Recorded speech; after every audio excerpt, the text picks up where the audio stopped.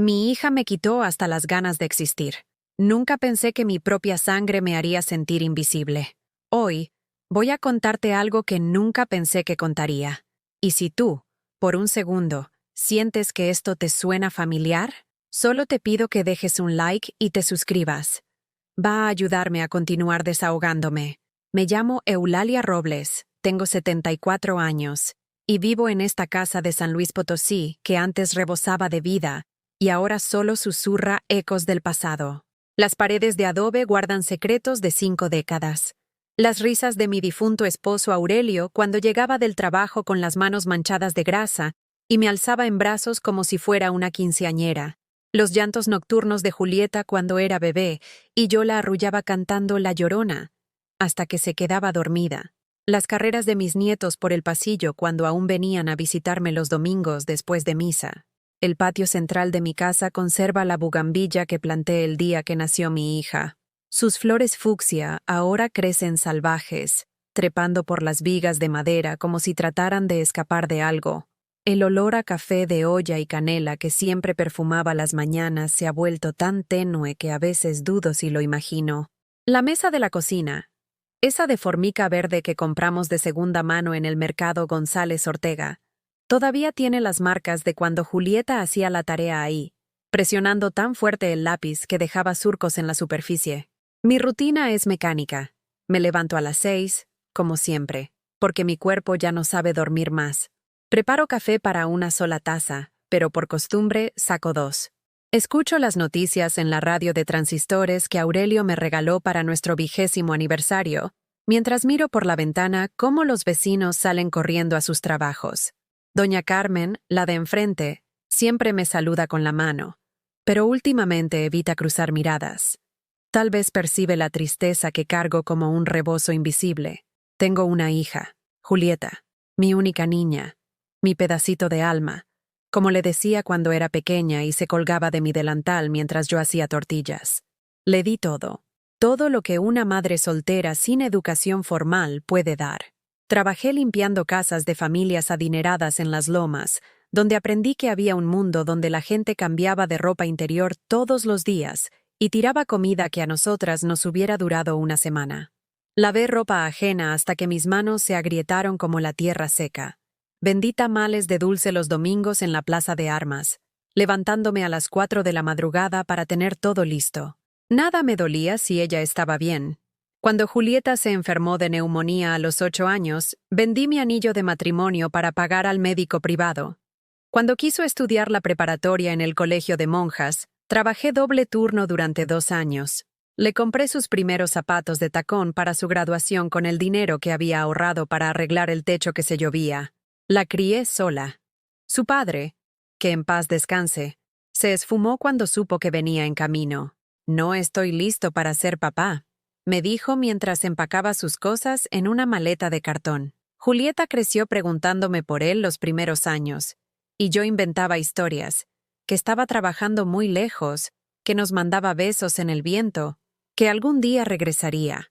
Después dejó de preguntar, y yo dejé de mentir. Cuando se graduó como licenciada en administración, lloré como si fuera mi propia victoria. Era la primera mujer de nuestra familia en pisar una universidad. Me senté en primera fila en el auditorio, con mi vestido de los domingos y zapatos que me lastimaban, pero que brillaban bajo las luces. Cuando gritaron su nombre, sentí que toda mi vida había valido la pena, que cada madrugada lavando, cada tarde vendiendo, cada noche cosiendo para ganar unos pesos extra, había construido ese momento. Pero hoy, Julieta no me abraza, no me mira a los ojos cuando habla conmigo, no me escucha cuando le cuento que doña Remedios se murió, o que el gato del vecino tuvo crías, o que me duelen las rodillas cuando llueve. Habla conmigo como se habla con alguien que estorba, con esa paciencia forzada que se tiene con los niños caprichosos o los ancianos molestos. Su voz se ha vuelto práctica, eficiente. ¿Ya tomaste tus pastillas? ¿Tienes suficiente comida? ¿Necesitas que te lleve al doctor? Preguntas de checklist, no de amor. Y yo, como una tonta, siempre respondo que estoy bien, que no necesito nada, porque he aprendido que necesitar algo de ella es una carga que prefiere no cargar. El teléfono suena cada vez menos. Mis amigas se han ido muriendo o mudando con sus hijos a otras ciudades. Los domingos, que antes eran un festival de voces y comida, ahora son silenciosos como lunes. Me siento en el sillón donde Aurelio veía los partidos del Santos, donde Julieta hacía berrinches cuando no la dejaba salir, donde mis nietos jugaban videojuegos, pero ahora es solo un mueble más en una casa que se ha vuelto demasiado grande para una mujer que se encoge un poquito más cada día. A veces escucho pasos en el pasillo y mi corazón salta, pensando que es Julieta que viene de sorpresa, pero son solo los sonidos de una casa vieja asentándose, o tal vez los fantasmas de todas las pisadas felices que una vez llenaron estos pisos de mosaico. Esta mañana, mientras regaba las plantas del patio, encontré un juguete de plástico enterrado en la tierra de las macetas. Un soldadito verde que debió pertenecer a uno de mis nietos. Lo limpié con cuidado y lo puse en la repisa de la cocina, junto a la foto donde Julieta y yo sonreímos abrazadas en el zócalo. En esa foto, ella tenía 15 años y me veía como si yo fuera la mujer más sabia del mundo. Ahora me ve como si fuera la más estorbosa. El cambio comenzó gradualmente, como esas enfermedades silenciosas que van carcomiendo por dentro sin que uno se dé cuenta. Después de que Julieta se casó con Roberto, un contador que trabajaba en una empresa de construcción, las visitas se volvieron más espaciadas pero más demandantes. Ya no venía a platicar, sino a resolver problemas urgentes que siempre tenían que ver con dinero. «Mamá, necesito que me prestes 5,000 pesos», me dijo un martes por la tarde, sentada en mi cocina mientras yo le servía agua de Jamaica en el vaso de vidrio grabado que siempre había sido su favorito. Roberto se quedó sin trabajo temporalmente, y tenemos que pagar la renta del departamento. Solo por este mes, te prometo. Yo había ahorrado esos 5,000 pesos moneda por moneda, vendiendo quesadillas en la esquina de la preparatoria durante las tardes. Mis manos olían permanentemente a masa y aceite. Mis piernas se hinchaban de estar paradas sobre el pavimento caliente. Pero cada peso que guardaba en la lata de galletas, María, era un pequeño triunfo. Era mi fondo de emergencia, el dinero que me daba tranquilidad para dormir sabiendo que si me enfermaba o si algo pasaba con la casa, tendría algo con qué defenderse. «Claro, mija», le dije sin dudar. «Mañana vamos al banco». Ese solo por este mes se convirtió en 3, luego en 6. Cuando le recordé el préstamo, Julieta suspiró con fastidio. «Ay, mamá, ¿en serio me vas a estar cobrando? Soy tu hija, no tu negocio. Además, todo lo que tienes algún día va a ser mío, ¿no? Es como si me estuvieras dando lo que ya es mío». Sus palabras me cayeron como agua fría. ¿Cuándo había empezado a verme como una herencia andante en lugar de como su madre? Los domingos familiares se transformaron en algo extraño. Julieta llegaba con Roberto y los niños, pero ya no era para convivir, era para que yo cocinara, limpiara, cuidara a los pequeños mientras ellos descansaban en mi sala viendo la televisión. Yo me levantaba desde las 5 de la mañana para hacer mole poblano desde cero, moliendo chiles en el metate que había sido de mi abuela, tostando semillas hasta que la casa se llenaba de ese aroma que antes asociaba con celebración y ahora empezaba a sentir como obligación. «Los niños tienen hambre», me decía Julieta apenas llegaba, sin saludarme siquiera. «¿Ya está lista la comida?». Mientras yo servía platos humeantes de arroz rojo, frijoles refritos y pollo en mole, ella revisaba su celular o se quejaba del tráfico. Roberto se sentaba a la mesa sin lavar las manos, comía en silencio, y después se echaba en mi sillón a ver el fútbol mientras yo lavaba los platos. Los niños corrían por toda la casa, tiraban cosas, y cuando yo les decía que se calmaran, Julieta me reprochaba: «No los regañes, mamá. Son niños. Déjalos que disfruten». «Tin», pero quien tenía que limpiar los jugos derramados en mi piso recién trapeado era yo. Un domingo, mi nieto mayor, Carlitos, de 8 años, derramó refresco de tamarindo sobre el mantel bordado que había hecho mi madre antes de morir. Era una pieza delicada, con flores de colores que había tardado meses en terminar. Mientras yo frotaba desesperadamente la mancha con sal y limón, Carlitos siguió jugando como si nada hubiera pasado. «No lo regañes», me advirtió Julieta desde el sillón, sin siquiera voltear a ver lo que había ocurrido. «Solo es un mantel viejo. Viejo. como si los años le quitaran valor a las cosas, como si el tiempo invertido en crear algo hermoso no importara una vez que perdía su novedad. La situación empeoró cuando Roberto perdió definitivamente su trabajo. Julieta comenzó a venir entre semana, siempre con prisas, siempre con demandas urgentes. «Mamá, ¿puedes cuidar a los niños? Tengo una entrevista de trabajo. Mamá, ¿tienes algo de comer? No alcancé a pasar al súper. Mamá, ¿se nos descompuso el refrigerador? ¿Nos puedes prestar para arreglarlo?» Yo siempre decía que sí. Siempre. Porque había aprendido desde muy joven que el amor de madre se demuestra con sacrificio, que una buena madre nunca le dice no a su hija, especialmente cuando está pasando por momentos difíciles. Pero nadie me preguntaba cómo estaba yo. Nadie notaba que mis ahorros se acababan. Nadie veía que mi presión arterial subía cada vez que sonaba el teléfono, porque ya sabía lo que venía. Otra petición, otra emergencia, otra necesidad que yo tenía que resolver. Un día, mientras cuidaba a mis nietos porque Julieta tenía asuntos importantes que resolver, la pequeña Ana de 4 años se enfermó del estómago. Vomitó en mi cama, en el piso, en mis brazos. Yo la limpié, la consolé. Le di suero casero de agua con sal y azúcar como me había enseñado mi madre. Pasé toda la noche despierta, cambiándole pañitos húmedos en la frente, cantándole canciones de cuna. Cuando Julieta regresó al día siguiente, ya tarde, Ana estaba mejor, pero en lugar de agradecerme, me regañó. «¿Por qué no me hablaste? ¿Y si hubiera sido algo grave? Como si yo fuera una nana incompetente, y no la mujer que había criado a la propia Julieta sin manual de instrucciones». Las navidades de ese año fueron especialmente dolorosas. Tradicionalmente, yo compraba regalos para todos: Julieta, Roberto, los niños.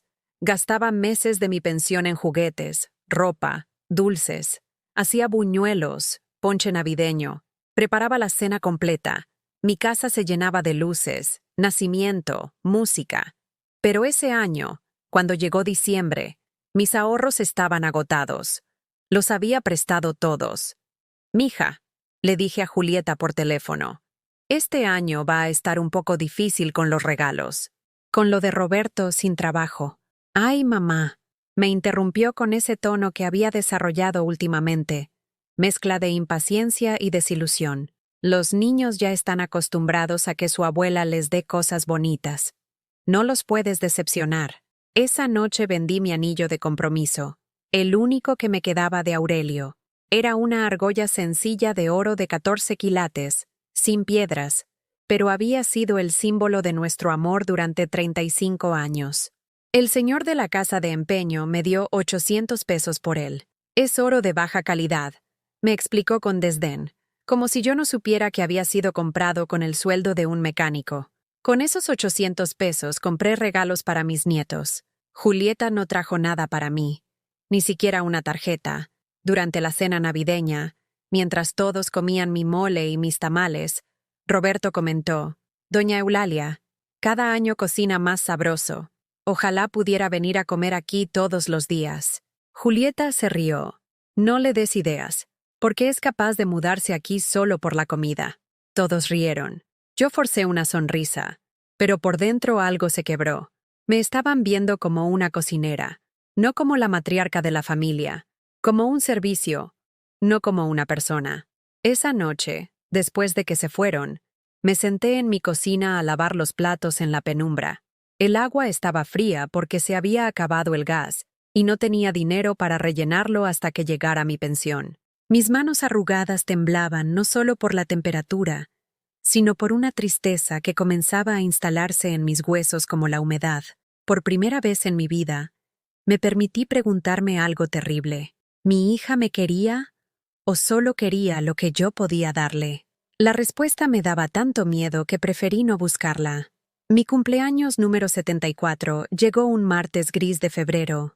Desde la semana anterior, había sentido esa cosquilla nerviosa en el estómago que siempre me daba cuando se acercaba una fecha especial. A los 74 años, una sigue esperando que alguien se acuerde, que alguien considere importante el día en que llegaste al mundo. Me levanté temprano, como siempre. pero esa mañana me tomé el tiempo de arreglarme un poco más. Me puse el vestido azul marino que guardaba para ocasiones especiales. Me pinté los labios con el rouge que había comprado en el mercado Hidalgo, y hasta me eché un poquito del perfume que me había regalado Aurelio en nuestro último aniversario juntos. El frasco estaba casi vacío, pero conservaba esa fragancia a jazmines que él decía que me hacía oler a primavera. Preparé un pastel de zanahoria desde cero, el mismo que le hacía a Julieta cuando era niña, y que se comía a cucharadas directamente del molde cuando pensaba que yo no la veía. Rayé las zanahorias a mano, batí la masa con mi batidora manual hasta que me dolieron los brazos, y decoré la superficie con betún de queso crema que había aprendido a hacer viendo videos en el teléfono que Julieta me había regalado el año pasado. Para que no estés tan desconectada del mundo, mamá.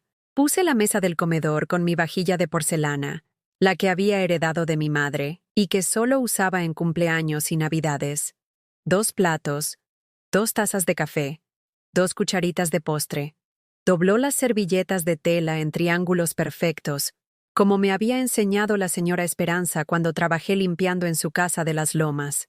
Incluso corté 3 rosas del rosal del patio y las puse en el florero de cristal que Aurelio me había traído de Guadalajara.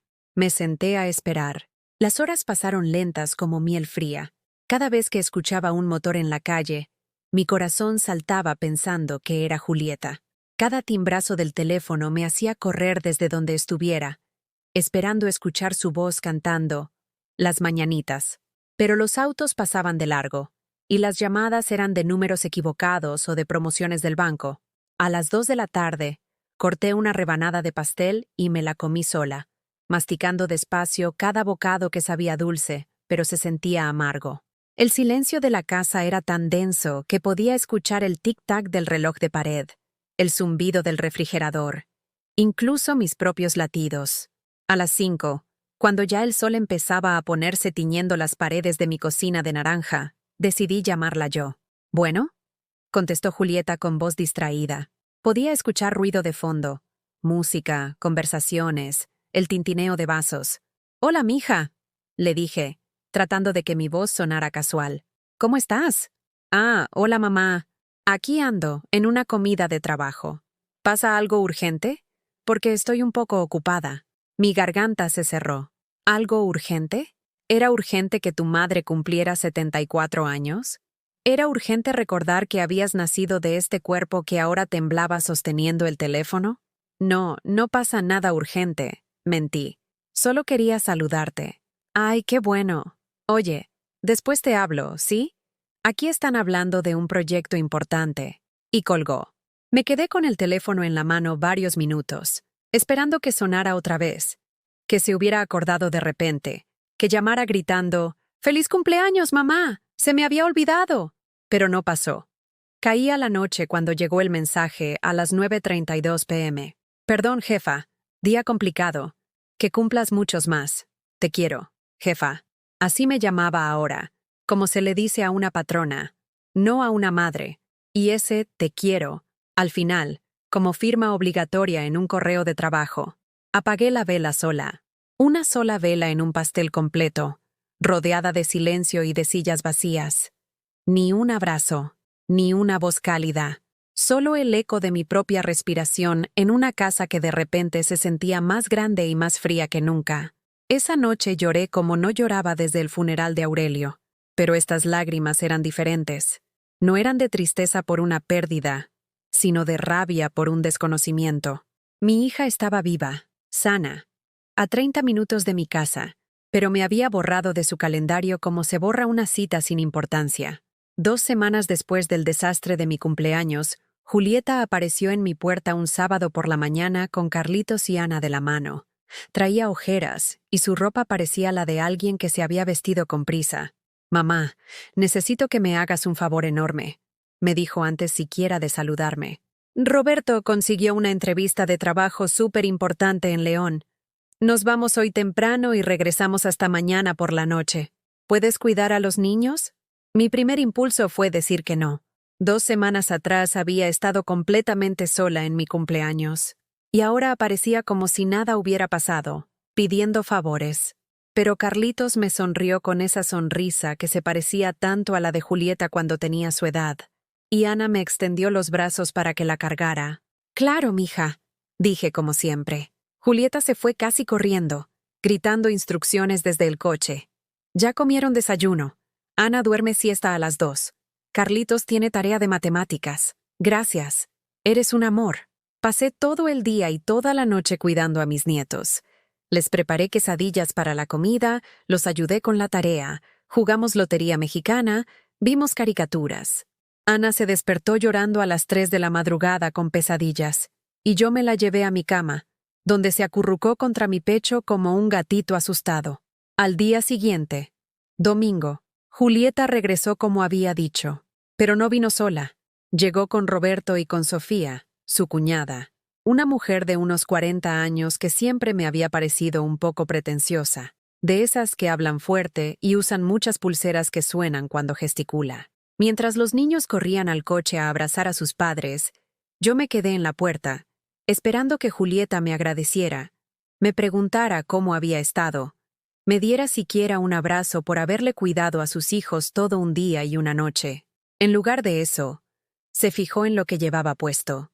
Yo tenía un broche prendido en el suéter. Era una pieza sencilla, antigua, en forma de libélula, con pequeñas incrustaciones que brillaban sutilmente a la luz. Había sido de mi madre, una de las pocas cosas bonitas que había logrado conservar a través de todos los años difíciles. Para mí representaba su memoria, su elegancia silenciosa, la forma en que siempre trataba de verse digna incluso cuando teníamos tan poco. Sofía lo notó primero. «Ay, doña Eulalia, qué bonito broche. Se ve vintage». Julieta siguió su mirada y se fijó en el broche. Su expresión cambió. No hacia admiración o cariño, sino hacia algo que no supe identificar en el momento, pero que ahora reconozco como desdén. Y entonces dijo las palabras que me partirían en dos. «¿Todavía usas eso? Mamá, ya ni te queda. Los ancianos no necesitan joyas. Eso ya no va contigo». Sofía soltó una risita incómoda. Roberto se quedó callado, mirando hacia otro lado.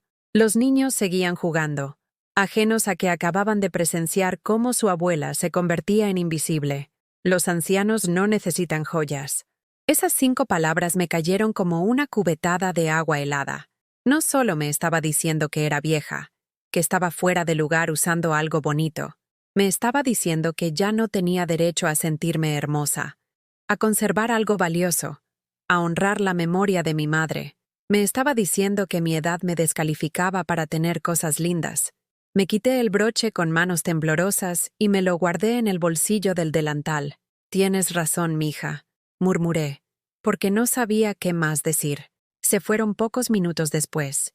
Roberto le dio las gracias por cuidar a los escuincles, como si hubiera sido una niñera contratada. Julieta me dio un beso rápido en la mejilla y me prometió que me hablaría durante la semana. Cuando se fueron, me senté en el sofá de la sala, sola otra vez, pero esta vez con una sensación diferente. No era solo tristeza, era humillación. Era la comprensión terrible de que mi propia hija me veía como un estorbo decorado, como algo viejo que hay que tolerar, pero que ya no merece respeto. Esa noche, me miré en el espejo del tocador que había sido de mi abuela. Vi arrugas que parecían más profundas, ojos que se veían más apagados, manos manchadas por la edad que temblaban ligeramente. ¿Tenía razón Julieta? ¿Era ridículo que una mujer de 74 años quisiera verse bonita? Me acosté preguntándome cuándo había empezado a ser invisible para mi propia hija. Y más doloroso aún, cuándo había empezado a aceptarlo como si fuera normal. Las semanas siguientes al episodio del broche transcurrieron en una extraña calma que ahora reconozco como la quietud antes de la tormenta. Julieta comenzó a visitarme con más frecuencia, pero sus apariciones tenían un patrón que mi corazón tardó en reconocer y mi mente se resistía a aceptar. Llegaba siempre con prisas, siempre con esa sonrisa forzada que había perfeccionado para pedirme favores sin sonar demandante. «Hola, mamita linda», me decía, y esas palabras que antes me llenaban de calidez ahora sonaban huecas, como monedas falsas que tintinean diferente cuando las tocas. ¿Puedes cuidar a Ana? Solo unas horas. Roberto tiene cita con el dentista y yo tengo que acompañarlo. ¿Tienes algo de comer? Se me olvidó ir al mercado y ya es tardísimo. Mamá, ¿me puedes hacer el favor de lavarle esta ropa a Carlitos? La lavadora del edificio se descompuso y necesita el uniforme para mañana. Cada petición venía envuelta en urgencia, en la implicación de que yo era la única solución posible para sus problemas cotidianos. Y yo, como siempre, decía que sí, porque había aprendido durante tantas décadas que el amor de madre se mide por la disponibilidad incondicional, por la capacidad de resolverle la vida a los hijos sin importar el costo personal. Un jueves por la tarde, mientras Ana dormía en mi cama después de un berrinche que había durado 2 horas, me senté en la cocina a doblar la ropa que había lavado para Julieta. Eran prendas caras, blusas de seda, pantalones de marca, vestidos que costaban más que mi pensión mensual. Mientras alisaba cada prenda con cuidado, tratando de no arrugar las telas delicadas, me pregunté cuándo había sido la última vez que Julieta había lavado algo para mí. La respuesta me dolió más que una bofetada. Nunca. En 74 años de vida, mi hija nunca me había lavado ni una blusa. Pero esa revelación no fue nada comparada con lo que descubrí el viernes de esa misma semana. Ana había estado jugando con mi teléfono mientras yo preparaba la comida, y sin querer abrió WhatsApp. La pantalla se quedó en una conversación entre Julieta y su cuñada Sofía. Y aunque sé que no debí leer, algo en el primer mensaje que alcancé a ver me heló la sangre. Ya le dejé a los niños a mi mamá otra vez. Pinche vieja, pero es útil para algo, ¿no? Mis manos temblaron mientras tomaba el teléfono. Había más mensajes anteriores. Sofía, ¿y no te dice nada? ¿No se queja de que siempre le dejes a los niños? Julieta, ¿qué va a decir? Para eso están las madres, ¿no? Para ayudar a sus hijos. Además, ¿qué más va a hacer? Se la pasa sola en su casa viendo televisión. Por lo menos así se siente útil. Sofía, jajaja, tienes razón. Es mejor que estar pagando guardería. Julieta, exacto. Y ni me cobra. Es gratis. Bueno, a veces le tengo que oír sus dramas de viejita, pero es el precio que hay que pagar. El teléfono se me resbaló de las manos y cayó sobre la mesa de formica con un ruido seco que despertó a Ana. Pero yo no podía moverme. Las palabras se repetían en mi cabeza como una canción maldita. Pinche vieja, pero es útil para algo. Es gratis. Sus dramas de viejita. Me sentí como si me hubieran abierto el pecho con un cuchillo y me hubieran arrancado el corazón todavía latiendo. Esto era lo que mi hija pensaba realmente de mí. No era su madre querida que había sacrificado todo por ella. Era una empleada doméstica gratuita, una guardería sin costo, un estorbo que había que tolerar a cambio de servicios. Ana lloró pidiendo agua, pero yo no podía levantarme. Mis piernas se habían vuelto de trapo, mis fuerzas se habían evaporado como el vapor del café matutino. Por primera vez en mi vida, no pude responder inmediatamente a las necesidades de un niño. Me quedé sentada, paralizada por la comprensión terrible de que había sido una tonta durante décadas. Cuando finalmente logré recomponerme lo suficiente para atender a Ana, mi mente ya había comenzado a recordar escenas con nueva claridad. Las veces que Julieta llegaba específicamente cuando necesitaba algo, las veces que se iba en cuanto obtenía lo que buscaba, las veces que me hablaba con esa impaciencia apenas contenida cuando yo trataba de contarle algo de mi vida. Sus dramas de viejita. Esa noche, después de que Julieta regresó por Ana sin siquiera preguntarme cómo había estado mi día, me senté en mi sala con una taza de té de manzanilla que se fue enfriando entre mis manos. La casa estaba en silencio, pero mi cabeza rugía con preguntas que no quería hacerme pero que ya no podía evitar. ¿Cuándo había empezado esto? Siempre había sido así y yo había sido demasiado ciega para verlo. O Julieta había cambiado gradualmente, y mi necesidad de amor maternal me había impedido reconocer las señales. Recordé el día que se graduó de la universidad, cómo me había presentado a sus compañeros. Ella es mi mamá. Trabajó mucho para que yo pudiera estudiar. En ese momento lo había tomado como reconocimiento, pero ahora me daba cuenta de que incluso entonces me había definido solo por mi utilidad hacia ella. Recordé las primeras veces que me pidió dinero prestado, cómo había justificado cada petición con explicaciones elaboradas sobre emergencias temporales. Ahora entendía que nunca había tenido intención de regresarme nada. Para ella, mi dinero era su herencia adelantada, como había dicho aquella vez sin ningún pudor. Recordé todos los domingos familiares donde yo cocinaba para 6 personas, y después lavaba los platos sola mientras ellos descansaban en mi sala. ¿Cuándo había normalizado ser la sirvienta de mi propia familia? El lunes siguiente, cuando Julieta me llamó para pedirme que cuidara a Carlitos porque había surgido algo en el trabajo, por primera vez en mi vida adulta, dudé antes de responder. «¿Mamá? ¿Estás ahí?» «Sí, aquí estoy», le dije. «¿Entonces sí puedes cuidar a Carlitos?» Hubo un silencio largo. En mi cabeza se repetían sus palabras. «Pinche vieja, pero es útil para algo». En mi corazón luchaba la costumbre de 40 años de decir siempre que sí, contra esta nueva conciencia de que me estaban usando. «Mamá, me urge una respuesta. Tengo que salir en 10 minutos».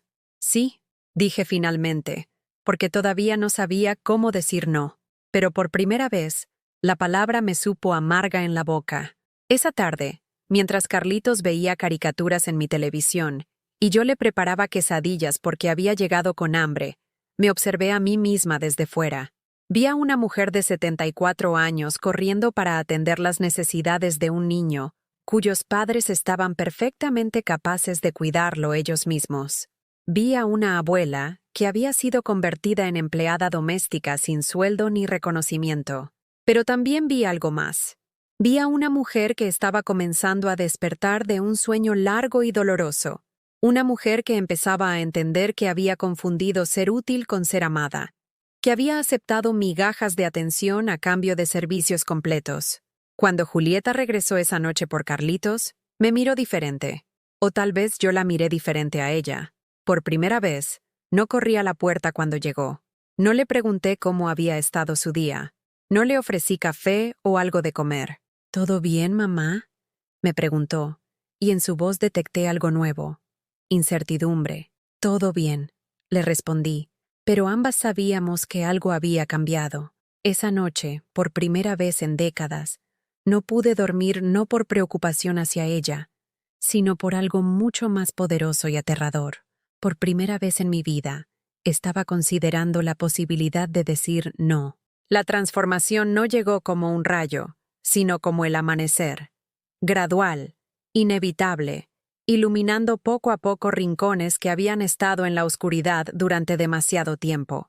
Durante las 2 semanas siguientes al descubrimiento de los mensajes, viví en una especie de limbo emocional, como alguien que despierta de un sueño, pero aún no está completamente consciente. Julieta siguió llegando con sus peticiones habituales, pero ahora yo escuchaba cada palabra con oídos diferentes. «Mamita, ¿puedes hacerme este favorcito?» Sonaba como empleada gratuita. «Cumple con tu función. Es que no tengo con quién dejar a los niños». Se traducía como «tú no tienes nada importante que hacer de todas formas».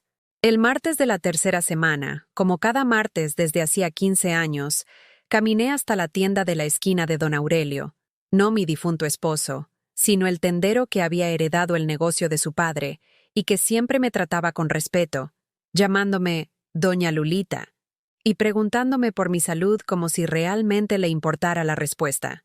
La lotería había sido una pequeña tradición personal durante todos esos años.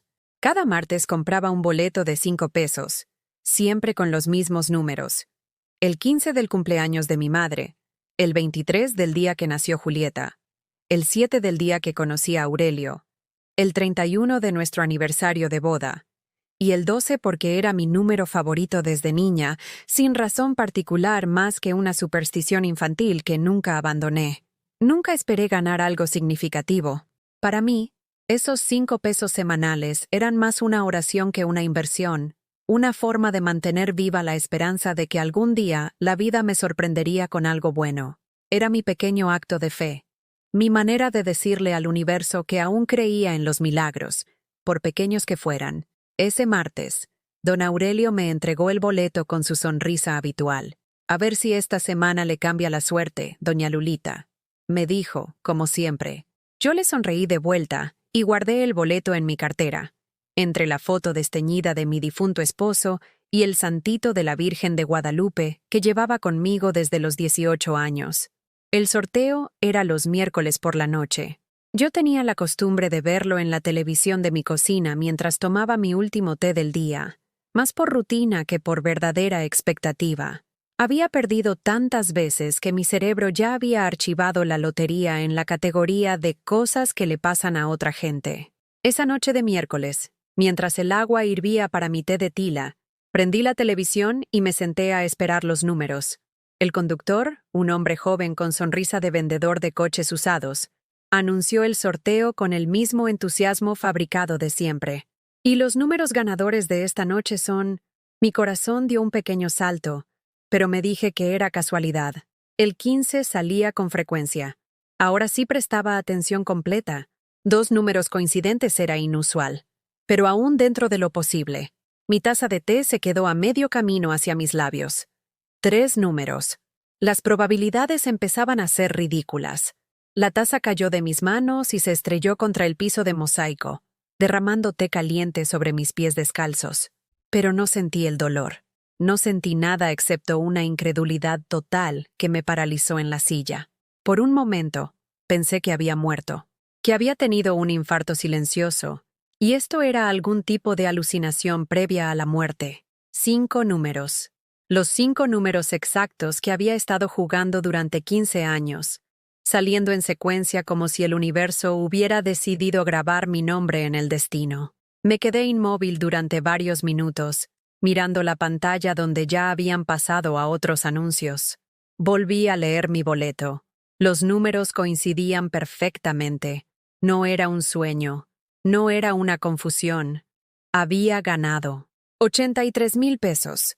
Para alguien como Julieta, que se quejaba cuando su café favorito subía 10 pesos, 83,000 probablemente no era una fortuna. Pero para mí, que vivía con una pensión de 3,000 pesos mensuales, que contaba cada centavo antes de comprarlo, que había vendido mi anillo de matrimonio para comprar regalos navideños, esa cantidad representaba más que dinero.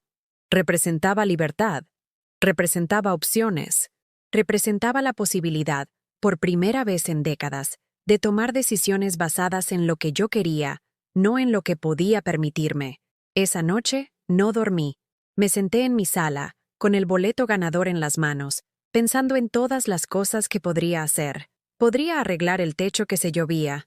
Podría comprar una lavadora nueva para reemplazar la que tenía 20 años. Podría pagar todas mis deudas de una vez. Pero mientras más pensaba, más claramente escuchaba la voz de Julieta. Los ancianos no necesitan joyas. Eso ya no va contigo. Y por primera vez en semanas, sonreí. Una sonrisa real, no de las forzadas que había estado produciendo para mantener la paz. Una sonrisa que venía desde un lugar profundo que había estado dormido durante demasiado tiempo.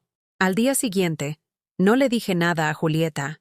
Cuando me llamó para preguntarme si podía cuidar a Ana porque había surgido algo de último momento, le dije que sí, pero esta vez fue diferente. No fue por costumbre o por miedo a decepcionarla. Fue porque yo decidí que quería hacerlo, sabiendo que ya tenía opciones.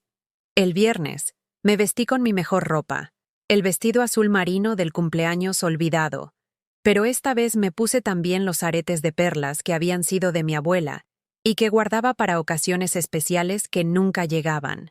Me maquillé con cuidado, me peiné como cuando era joven y salía a bailar con Aurelio los sábados por la noche. Tomé un taxi al centro de San Luis Potosí. Le dije al chofer que me llevara a la joyería más elegante que conociera. ¿Está segura, señora?, me preguntó, mirándome por el espejo retrovisor con curiosidad. Supongo que no era común que una mujer de mi edad y apariencia pidiera que la llevaran a joyerías caras. Completamente segura, le respondí con una firmeza en la voz que me sorprendió incluso a mí. La joyería El Diamante Real estaba en el centro histórico, con vitrinas que brillaban bajo luces perfectamente colocadas y un interior que olía a perfume caro y aspiraciones cumplidas. Cuando entré, un joven vendedor me miró como si me hubiera equivocado de lugar. ¿Busca alguna reparación, señora?, me preguntó con ese tono condescendiente que había aprendido a reconocer, la voz que se usa con gente que supuestamente no puede permitirse lo que se vende ahí. No, joven, le dije, enderezando los hombros y mirándolo directamente a los ojos. Quiero ver los collares más hermosos que tengan. Su expresión cambió de condescendencia a sorpresa, luego a profesionalismo calculado. Me mostró varios collares, todos hermosos, pero cuando vi el de oro blanco con 3 pequeños diamantes que brillaban como lágrimas de felicidad, supe que era el correcto. Este cuesta 25,000 pesos, me informó, probablemente esperando que me asustara y pidiera ver algo más barato. Me lo llevo, le dije sin dudar. Salí de la joyería con el collar puesto, sintiendo el peso ligero pero significativo del oro contra mi piel. No era solo una joya, era una declaración. Era mi manera de decirle al mundo, y especialmente a mi hija, que una mujer de 74 años no solo necesita joyas, las merece. Por primera vez en décadas, cuando me vi en el reflejo de una vitrina mientras caminaba por las calles del centro, me gustó lo que vi. No era una mujer vieja que estorbaba, era una mujer que había decidido brillar, y apenas comenzaba. 3 días después de mi visita a la joyería, desperté con una sensación extraña en el pecho. No era ansiedad ni tristeza, sino algo que no había sentido en años. Anticipación, como cuando era niña y sabía que algo importante estaba por suceder, pero no sabía exactamente qué. Me arreglé esa mañana con especial cuidado. Me puse una blusa de seda color marfil que había comprado años atrás para una boda, y que raramente usaba porque me parecía demasiado elegante para mi vida cotidiana. Me maquillé ligeramente, un poco de rubor en las mejillas, rímel en las pestañas, el lápiz labial rosa pálido que me hacía sentir más joven, y por supuesto, me puse el collar. Los 3 diamantes brillaban contra mi piel como pequeñas estrellas, reflejando la luz de la mañana que entraba por la ventana de mi recámara. Cada vez que pasaba frente al espejo del pasillo, mi mano se alzaba inconscientemente para tocar el collar, como quien se asegura de que algo valioso sigue ahí, como quien aún no puede creer que le pertenece. Alrededor del mediodía, mientras regaba las plantas del patio y cantaba por lo bajo una canción que había escuchado en la radio, escuché la voz de doña Carmen desde el otro lado de la barda. «¡Ay, doña Eulalia! ¡Qué elegante se ve hoy! ¿Va a algún evento especial?» Me acerqué a la barda para platicar con mi vecina, como hacíamos casi todas las mañanas desde hacía 15 años. Doña Carmen tenía 82 años, 8 más que yo, pero una energía que siempre me había parecido envidiable. Había sido maestra de primaria durante 40 años y tenía esa forma directa pero cariñosa de hablar que desarrollan las personas acostumbradas a tratar con niños. «No, doña Carmen, no voy a ningún lado especial. Solo quise arreglarme un poquito», le dije sonriendo. Sus ojos se fijaron inmediatamente en el collar. «Híjole, doña Lulita, ¿de dónde sacó esa preciosura? Se ve carísima». Por un momento dudé. Parte de mí quería inventar alguna historia, decir que había sido un regalo o que era una imitación, pero algo en la forma en que doña Carmen me miraba, con admiración genuina, sin juicio, como si se alegrara de verme lucir algo hermoso, me hizo decidir ser honesta. «Me gané la lotería, doña Carmen, 83,000 pesos, y decidí comprarme algo bonito para mí». La cara de doña Carmen se iluminó como un árbol de Navidad. «Ay, qué bueno, doña Lulita. Se lo merece tanto. Usted que siempre ha sido tan buena con todo el mundo, que siempre ayuda a su hija con todo». Era hora de que se consintiera un poquito. Platicamos un rato más sobre el collar, sobre la suerte de la lotería, sobre lo bien que me veía. Cuando me despedí para entrar a mi casa, me sentía como si flotara. Era la primera vez en años que alguien me veía como una mujer que merecía cosas bonitas, no como una obligación familiar o un servicio gratuito. No sabía que doña Carmen, con la mejor de las intenciones, le contaría a su nuera Lucía sobre mi collar esa misma tarde cuando fuera a visitarla. Ni que Lucía, que trabajaba en el mismo edificio donde Roberto tenía su oficina de contador, se lo mencionaría a él cuando se lo encontrara en el elevador, ni que Roberto, con esa lealtad automática hacia su esposa, le contaría a Julieta esa misma noche. El teléfono sonó a las 8:15 de la noche, justo cuando estaba terminando de cenar mi sopa de tortilla y viendo las noticias. El timbre sonó con esa insistencia aguda que siempre me ponía nerviosa, como si cada llamada pudiera traer una emergencia. «Bueno», contesté. «¿Tú ganaste la lotería y no me dijiste nada?» La voz de Julieta atravesó el teléfono como un cuchillo, cargada de una furia que no había escuchado desde que era adolescente, y la regañaba por llegar tarde a casa. Mi corazón comenzó a latir más rápido, pero esta vez no fue por miedo o culpa, sino por algo más complejo. Una mezcla de decepción y tristeza al confirmar que mi hija solo se interesaba en mí cuando había dinero de por medio. «Hola, Julieta», le dije con calma. «Sí, me gané la lotería». «¿Y no se te ocurrió decirme?» «Soy tu hija. Tengo derecho a saber». «No creí que te interesara, mija», le respondí. Y por primera vez en décadas, mi voz no temblaba cuando la confrontaba. Hubo un silencio del otro lado. Supongo que mi respuesta no era la que esperaba. Durante años, cuando me reclamaba algo, yo inmediatamente me disculpaba, explicaba, justificaba. Esta vez, solo dije la verdad sin adornos. ¿Cómo que no me iba a interesar? Por favor. Y me dicen que te compraste un collar carísimo. Un collar. A tu edad. ¡Qué ridícula! Ahí estaban otra vez. Esas palabras que me habían destrozado semanas atrás. A tu edad. Como si haber vivido 74 años me descalificara para tener cosas bonitas. Como si la belleza tuviera fecha de caducidad y la mía hubiera expirado hace décadas. Pero esta vez, algo había cambiado en mí. Esta vez, en lugar de encogerme, me enderecé en mi silla. No es ridículo, Julieta. Y no estoy demasiado vieja para usar joyas bonitas. «Mamá, por favor. Podrías haber usado ese dinero para algo útil, para arreglar la casa, para ayudarme con los gastos de los niños, para cualquier cosa menos eso». Y ahí estaba la verdad, desnuda y cruda. No estaba enojada porque no le hubiera contado del premio. Estaba enojada porque había gastado mi dinero en mí misma, en lugar de dárselo a ella. «Julieta», le dije, y mi voz sonó más firme de lo que me había escuchado en años. Ese dinero era mío. Lo gané yo, con mis números, con mi boleto que compré con mi pensión, y decidí gastarlo en algo que me hiciera feliz. Eso es ser egoísta. Nosotros tenemos necesidades reales. Los niños necesitan cosas. Y tú gastando en joyas como si fueras una quinceañera. La palabra egoísta me pegó como una bofetada. Durante toda mi vida había temido ser egoísta. Había sacrificado todo, mis sueños, mi dinero, mi tiempo, mi dignidad, para nunca ser acusada de egoísmo. Y ahora, la primera vez que hacía algo completamente para mí, mi propia hija me lanzaba esa palabra como un veneno. Pero ya no me dolía como antes, porque por primera vez entendía que no era egoísmo cuidarme a mí misma, que no era egoísmo decidir que yo también importaba. «No colgues», me dijo Julieta con voz más calculada, más fría. «Voy para allá. Tenemos que hablar». Y colgó. Llegó una hora después, acompañada de Roberto.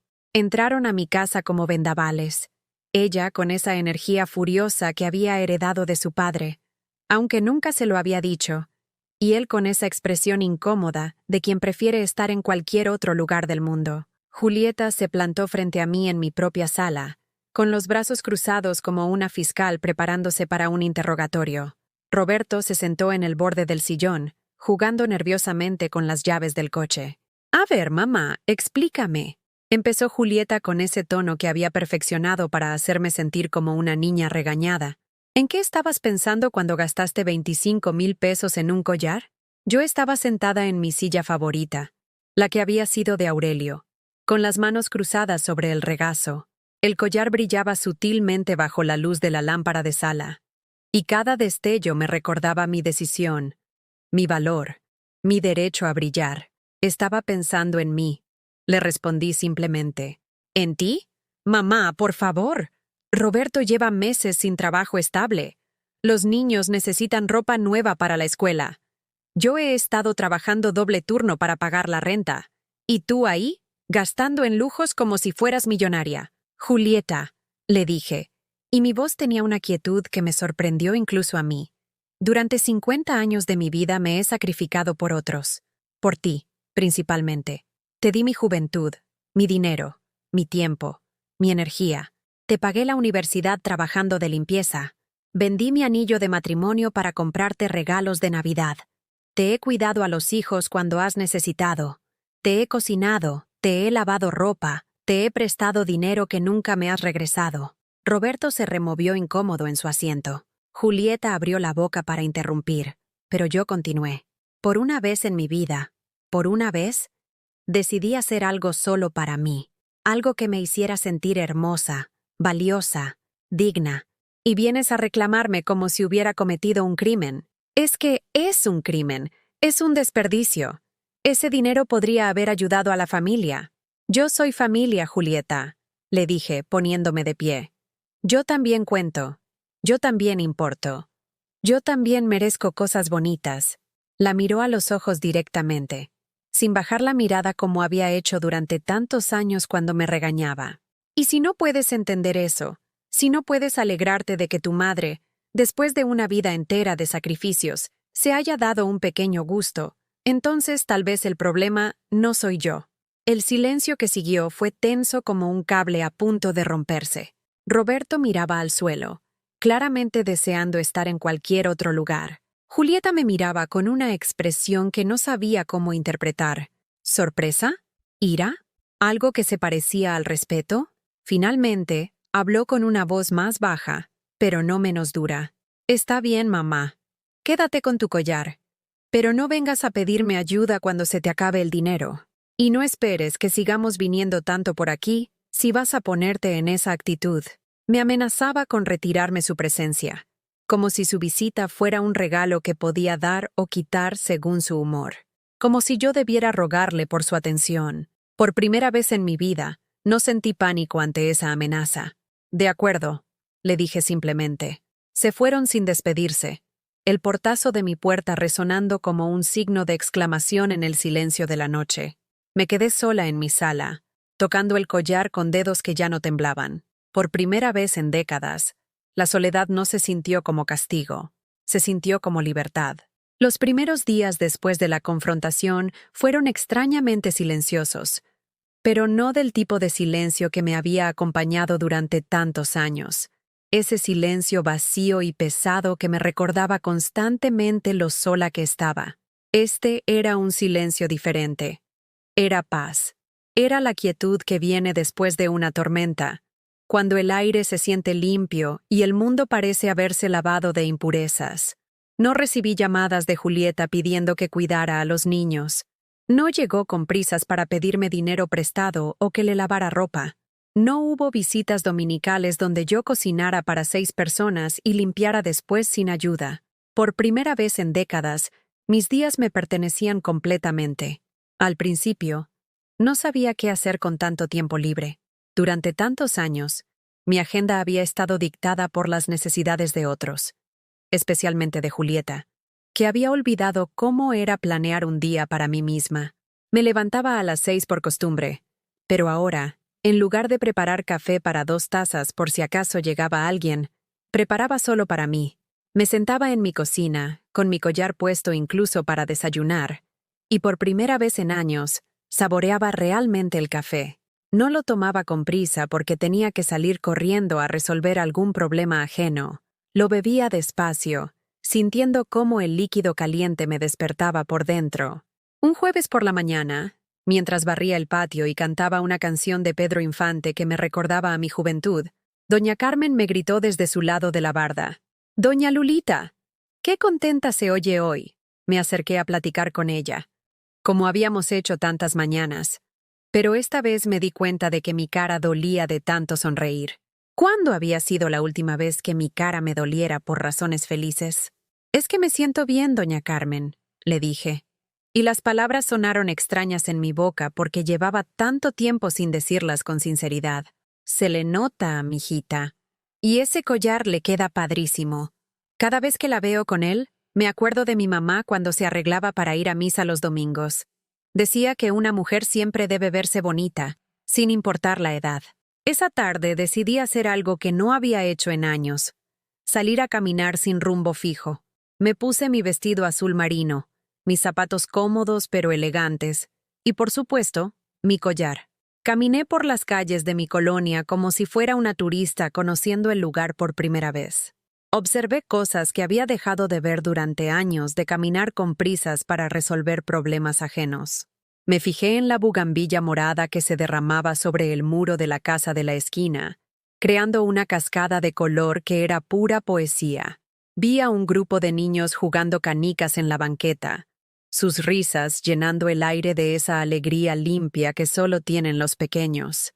Escuché el silbido del afilador que recorría las calles con su carrito, ese sonido que había sido la banda sonora de mi infancia, y que ahora me llenaba de nostalgia dulce. En el parque central, me senté en una banca bajo la sombra de un fresno centenario. Había una fuente en el centro donde algunos niños jugaban con barquitos de papel, mientras sus madres platicaban en otras bancas. Una pareja de ancianos caminaba tomada de la mano, ella con un vestido floreado, él con camisa blanca impecablemente planchada.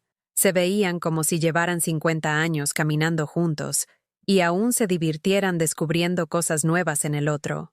Por primera vez en mucho tiempo, no sentí envidia al ver parejas felices. Sentí algo diferente, admiración por la capacidad humana de crear belleza incluso en la simplicidad. Una semana después de mi caminata por el parque, me llegó una visita inesperada. Era Ana, mi nieta de 6 años, parada en mi puerta con su mochila de la escuela colgando de un hombro y una expresión seria que se veía cómica en su carita redonda. «Hola, abuela», me dijo con esa formalidad exagerada que tienen los niños cuando están nerviosos. «Hola, mi amor», le respondí, agachándome para quedar a su altura. «¿Qué haces aquí solita?» Se me olvidó decirle a mi mamá que hoy salíamos temprano de la escuela. Fui a la casa, pero no hay nadie. ¿Puedo quedarme aquí hasta que regresen? Mi corazón se llenó de ternura. Ahí estaba mi nieta, recurriendo a mí no porque sus padres me lo hubieran pedido, sino porque ella confiaba en que yo estaría ahí para ella. «Por supuesto que puedes quedarte, preciosa. ¿Tienes hambre?» Sus ojos se iluminaron. «Sí. ¿Puedes hacerme quesadillas como antes?» «Como antes», me dijo todo lo que necesitaba saber. Antes, cuando yo no era solo una empleada doméstica gratuita, sino una abuela que cocinaba con amor, no con obligación. Mientras preparaba las quesadillas, Ana se sentó en la mesa de la cocina, coloreando un dibujo de su cuaderno. De vez en cuando me miraba y sonreía, y yo me daba cuenta de que ella no veía a una mujer vieja que estorbaba, veía a su abuela que olía a canela, y la hacía sentir segura. «Abuela», me dijo mientras comía, «mi mamá dice que ya no vienes tanto a la casa». La inocencia de su comentario me llegó directo al corazón. ¿Cómo explicarle a una niña de 6 años que su madre me había estado tratando como sirvienta? ¿Cómo decirle que había tenido que aprender a valorarme a mí misma, porque su madre había olvidado cómo hacerlo? «Es que he estado ocupada con mis propias cosas, mi amor», le dije, acariciando su cabello. «¿Qué tipo de cosas?» «Cosas de señoras grandes», le respondí sonriendo. Ella me miró con curiosidad y luego se fijó en mi collar. «Ese collar está muy bonito, abuela. Brilla como las estrellas». «¿Te gusta?» «Mucho. Te hace ver como una princesa». Una princesa. Una niña de 6 años me veía como una princesa, mientras su madre me veía como alguien demasiado vieja para usar joyas. Esa tarde, cuando Julieta llegó por Ana, hubo un momento extraño en mi puerta.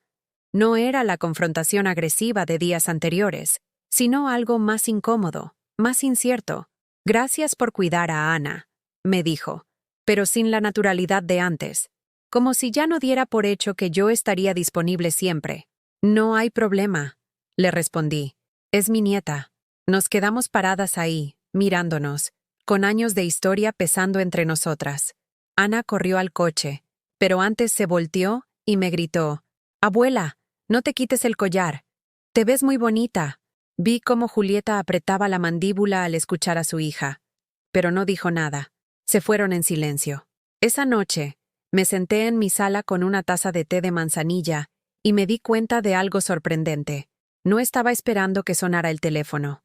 Durante años, mis noches habían estado llenas de ansiedad anticipatoria. ¿Me llamaría Julieta con alguna emergencia? ¿Necesitaría que fuera corriendo a resolver algún problema? ¿Habría algún drama familiar que requiriera mi intervención inmediata? Ahora, Mi teléfono podía estar en silencio toda la noche y yo me sentía tranquila. No era que no me importara mi familia, sino que había aprendido que no era mi responsabilidad resolver todos sus problemas, que podía amar a mi hija y a mis nietos sin sacrificar mi propia dignidad. El sábado siguiente decidí hacer algo que no había hecho desde que era joven: ir al centro comercial solo para divertirme. Me arreglé con cuidado, me puse mi collar, que ya se había convertido en parte de mi identidad, y tomé el autobús hacia Plaza de Armas. Caminé sin prisa por los pasillos, viendo aparadores, probándome perfumes en las tiendas departamentales, tomando café en una cafetería mientras observaba a las familias que pasaban. Una vendedora joven en una boutique me ayudó a elegir una blusa nueva, color coral, que según ella, le quedaba padrísima con su collar. Por primera vez en décadas, compré ropa nueva no porque la necesitara, sino porque me gustaba cómo me veía con ella. En el camino de regreso a casa, reflexioné sobre cómo habían cambiado las cosas. Seguía siendo la misma mujer de 74 años, con la misma historia, los mismos recuerdos, pero algo fundamental había cambiado. Había recuperado mi sentido de valor propio. Ya no medía mi día por cuántas personas había ayudado o cuántos problemas había resuelto. Lo medía por cómo me sentía conmigo misma, por los pequeños momentos de belleza que había notado, por las veces que había sonreído genuinamente. El collar no era solo una joya. Era un recordatorio diario de que merecía brillar, de que la edad no me descalificaba para la belleza, de que después de una vida entera cuidando a otros, también merecía cuidarme a mí misma. Esa noche, antes de acostarme, me miré en el espejo de mi tocador. La mujer que me devolvía la mirada tenía arrugas, canas y 74 años de historia marcados en su rostro, pero también tenía algo que había perdido durante demasiado tiempo: dignidad. Y dignidad, descubrí, es lo que hace que cualquier mujer, a cualquier edad, brille más que cualquier diamante. 6 meses habían pasado desde la confrontación en mi sala.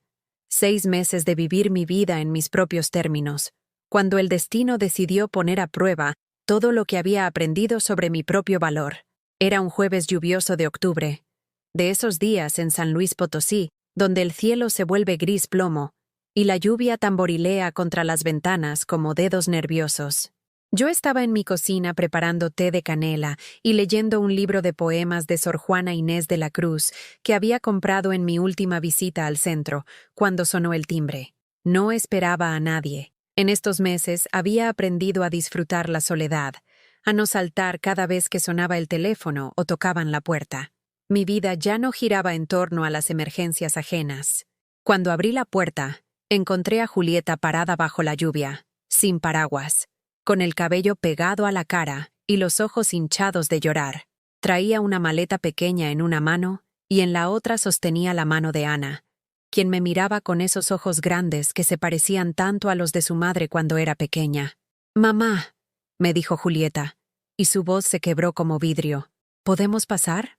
Por favor». No era la Julieta segura y demandante que había estado visitándome durante años. No era la mujer que me había gritado por comprarme un collar con mi propio dinero. Esta era una versión quebrada de mi hija. Una mujer que parecía haber perdido todo lo que la hacía sentir superior a mí. Las dejé pasar, por supuesto. Una no deja a su hija bajo la lluvia, sin importar cuánto dolor haya causado. Ana corrió inmediatamente a abrazarme, mojando mi vestido con su ropa empapada. Pero no me importó. Su abrazo era genuino, sin agenda oculta, sin peticiones disfrazadas de cariño.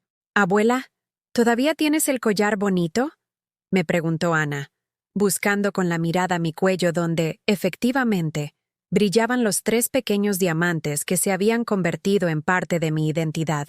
«Claro que sí, mi amor», le dije, sonriendo. Julieta se quedó parada en mi sala, goteando sobre mi piso de mosaico, con esa mirada perdida que tienen las personas cuando su mundo se desmorona.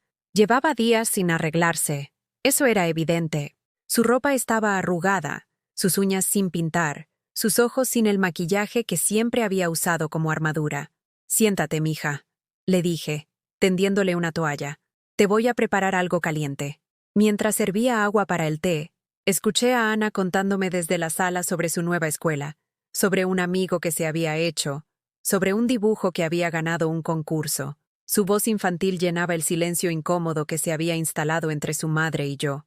Cuando regresé con las tazas de té de manzanilla, Julieta seguía sentada en el mismo lugar, con la mirada fija en sus manos.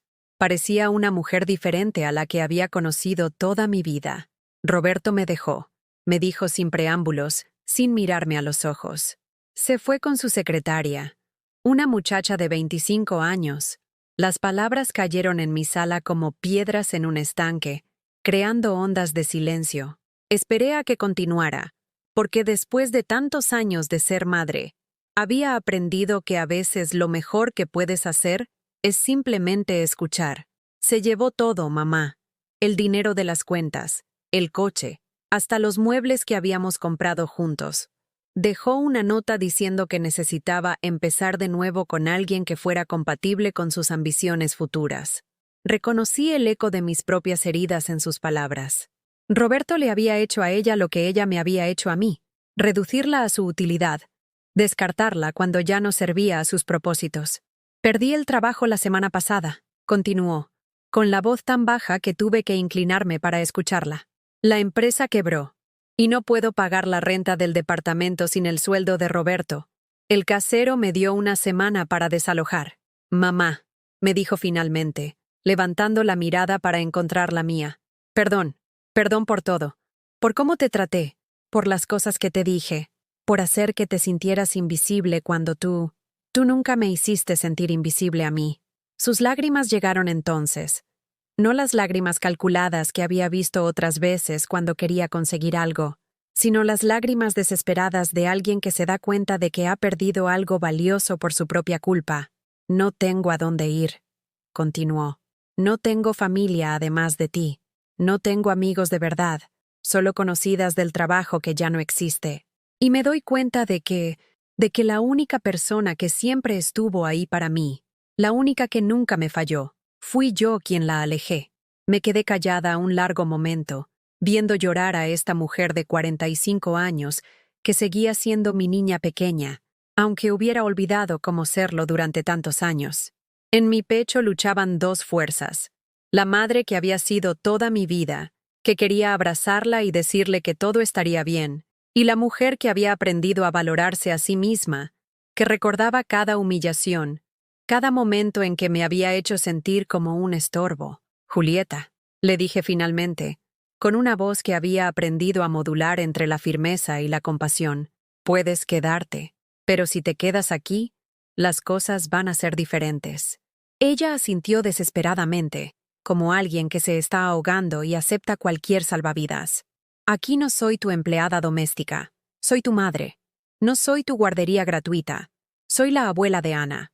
No soy tu banco personal. Soy una mujer de 74 años que también tiene necesidades y sueños. Sí, mamá, sí a todo. Y esto, dije, tocando mi collar, esto no es ridículo. Esto no es inapropiado para mi edad. Esto es mío. Lo compré con mi dinero. Y me hace sentir hermosa. Y merezco sentirme hermosa. Julieta me miró. Realmente me miró. Tal vez por primera vez en años. Y en sus ojos vi algo que no había visto desde que era niña. Admiración. Ese collar, me dijo con voz suave, no es solo de diamantes, ¿verdad? ¿Qué quieres decir? Es de perdón y de dignidad. Y yo fui una tonta al no verlo antes. Los meses que siguieron no fueron fáciles. Aprender a vivir juntas como adultas, después de décadas de relación tóxica, requirió paciencia, conversaciones difíciles, y muchos momentos de ajuste, pero por primera vez en nuestras vidas, estas conversaciones se dieron entre iguales. Julieta encontró trabajo en una oficina administrativa. No ganaba tanto como antes, pero era honesto y le daba independencia. Contribuía con los gastos de la casa, pero también respetaba que era mi casa. Cuidaba a Ana, pero no esperaba que yo fuera su niñera automática. Y yo seguí siendo yo misma. La mujer que había aprendido a valorarse, que se ponía su collar de diamantes incluso para ir al mercado, que había descubierto que la edad no era una descalificación para la belleza, sino una graduación en sabiduría. Una tarde de domingo, mientras preparábamos juntas la comida, las dos cocinando, las dos limpiando, las dos decidiendo el menú, Ana entró corriendo a la cocina. Abuela, mami dice que tu collar brilla más cada día. ¿Es cierto? Miré a Julieta, quien me sonrió con una sonrisa que no había visto en años. Genuina, sin agenda, llena de cariño real. Sí, mi amor, le dije a Ana. Es cierto, brilla más cada día. Porque había aprendido que cuando una mujer se reconoce su propio valor, cuando se niega a ser invisible, cuando decide que merece belleza y respeto sin importar su edad, todo en ella comienza a brillar. No solo las joyas que lleva puesta, sino su mirada, su sonrisa, su forma de caminar por el mundo. Había aprendido que nunca es demasiado tarde para enseñarle a otros cómo tratarte, que el amor verdadero no requiere que te hagas pequeña para que otros se sientan grandes, que ser madre no significa ser mártir, y había aprendido que a veces, la mejor manera de amar a alguien es negarte a permitir que te falten al respeto. Mi collar de diamantes no era solo una joya, era un manifiesto. Yo importo, yo valgo, yo merezco brillar. Y ahora, cada vez que Julieta me ve usándolo, no ve a una anciana ridícula tratando de parecer joven. Ve a una mujer que tuvo el valor de valorarse a sí misma. Y ese ejemplo le está enseñando a ella a hacer lo mismo. Esta ha sido mi historia. La historia de una mujer que aprendió que los ancianos no solo necesitan joyas, las merecen, que aprendió que nunca es demasiado tarde para brillar. ¿Has vivido algo similar? ¿Conoces a alguien que haya tenido que aprender a valorarse después de años de ser invisible? Cuéntame en los comentarios. Y si esta historia te llegó al corazón, por favor dale like y suscríbete al canal. Tu apoyo hace que estas historias lleguen a alguien más que necesita escuchar que merece brillar, sin importar su edad. Porque todos, absolutamente todos, merecemos ser tratados con dignidad y amor.